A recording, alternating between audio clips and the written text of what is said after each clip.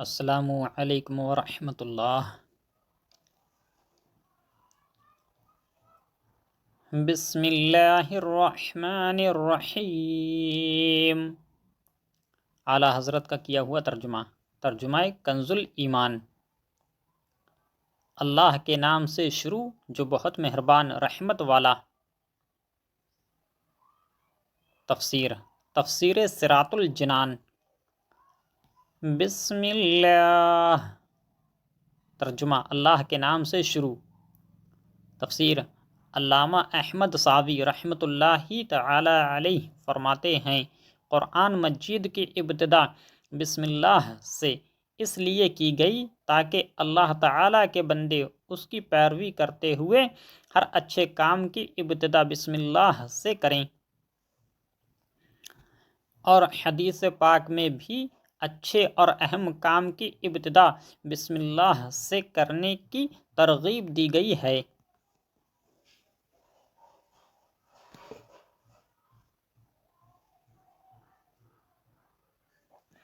چنانچہ حضرت ابو ہریرہ رضی اللہ تعالی عنہ سے روایت ہے، حضور پرنور صلی اللہ تعالی علیہ وآلہ وسلم نے ارشاد فرمایا، جس اہم کام کی ابتدا بسم اللہ الرحمن الرحیم سے نہ کی گئی تو وہ ادھورا رہ جاتا ہے۔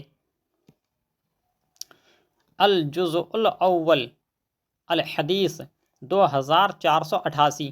لہذا تمام مسلمانوں کو چاہیے کہ وہ ہر نیک اور جائز کام کی ابتدا بسم اللہ الرحمن الرحیم سے کریں، اس کی بہت برکت ہے۔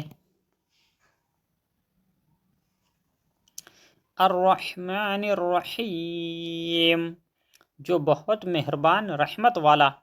امام فخر الدین رازی رحمۃ اللہ تعالی علیہ فرماتے ہیں، اللہ تعالیٰ نے اپنی ذات کو رحمان اور رحیم فرمایا تو یہ اس کی شان سے بعید ہے کہ وہ رحم نہ فرمائے۔ مروی ہے کہ ایک سائل نے بلند دروازے کے پاس کھڑے ہو کر کچھ مانگا تو اسے تھوڑا سا دے دیا گیا۔ دوسرے دن وہ ایک کلہاڑا لے کر آیا اور دروازے کو توڑنا شروع کر دیا۔ اس سے کہا گیا کہ تو ایسا کیوں کر رہا ہے؟ اس نے جواب دیا، تو دروازے کو اپنی عطا کے لائق کر۔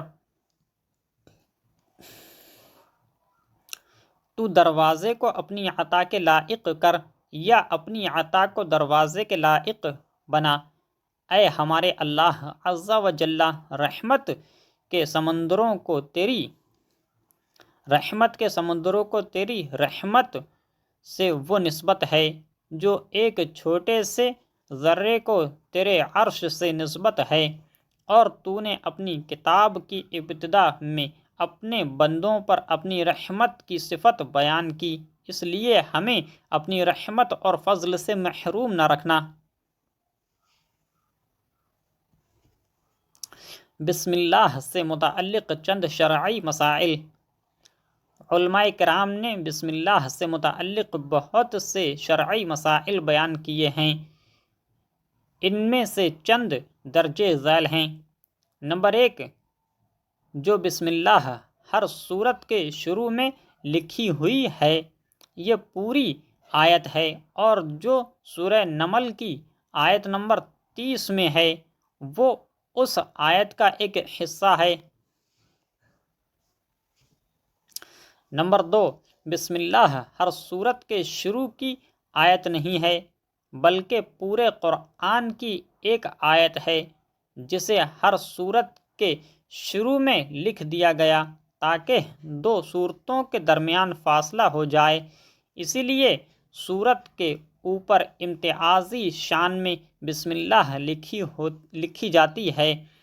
آیات کی طرح ملا کر نہیں لکھتے، اور امام جہری نمازوں میں بسم اللہ آواز سے نہیں پڑھتا، نیز حضرت جبریل علیہ السلام جو پہلی وحی لائے اس میں بسم اللہ نہ تھی۔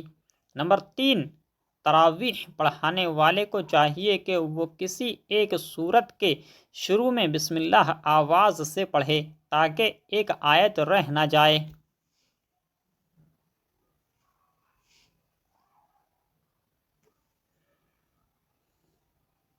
نمبر 4، تلاوت شروع کرنے سے پہلے اعوذ باللہ من الشیطان الرجیم پڑھنا سنت ہے، لیکن اگر شاگرد استاد سے قرآن مجید پڑھ رہا ہو تو اس کے لیے سنت نہیں۔